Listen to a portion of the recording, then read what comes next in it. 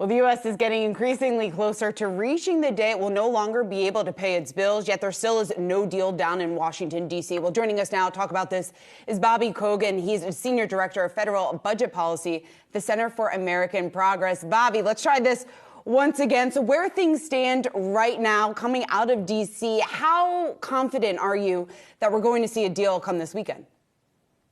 Shauna, thank you so much for having me on. I'm pretty confident. You should always hedge a little bit, but I think the fact that we're seeing a lot of folks not saying anything is an indication that no one wants to rock the boat. No one wants to do anything to accidentally cause an issue in the deal that's probably coming together. We already kind of looking ahead here to number one, the expectation that the deal can be reached, sort of avoiding the worst case scenario, but in the case of a deal, that's got to have some kind of spending limits, if you believe the reports that have been out there in terms of where the negotiations have been. I mean, what does that mean from a growth perspective?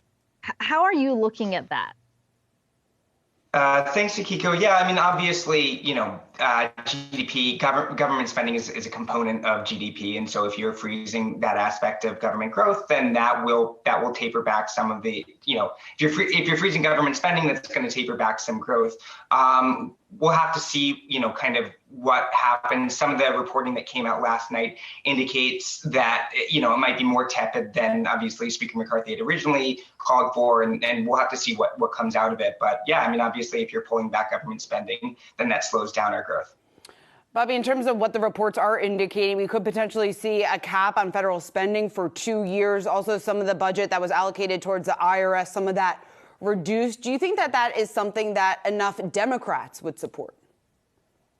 I'm glad that I am not a whip, and I'm glad that I don't have to see. I'm sure that we'll get enough support to pass it. I'm not 100% sure what the composition is going to be. Is it going to be 2/3 Republicans, 1/3 Democrat, 3/4, 1/4? I couldn't tell you there, but obviously there's a lot of people want to make sure that we don't default. I wonder if we can move the conversation forward, because it feels like this conversation that we've been having around this X date is just a very familiar one. I mean, you can attest to it, having worked inside the government. How do we move the conversation forward here so that we're not sort of having this discussion about a potential default every few years?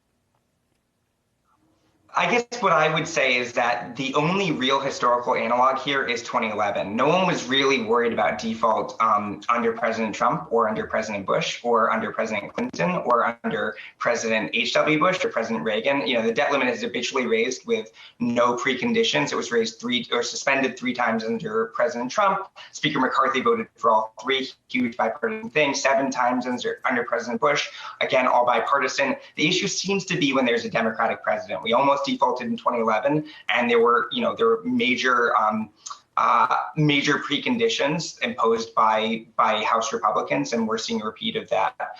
So how do we make sure this doesn't happen again? Well, you need political actors to not take the country hostage, and that is a political problem rather than a process problem.